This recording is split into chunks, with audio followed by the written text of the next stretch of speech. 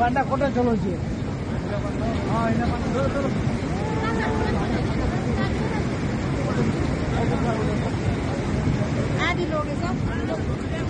आधी लगेछ भाँचेछ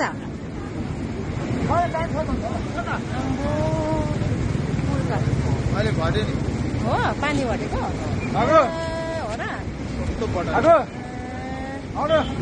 ल यस्तो हुन्जेलसम्म यो पुल त यस्तो कच्चा भइरहेको रहेछ त है हामी झऱ्यो भने चाहिँ टेन्सन अनि होइन होइन बस्छ मिस यतातिर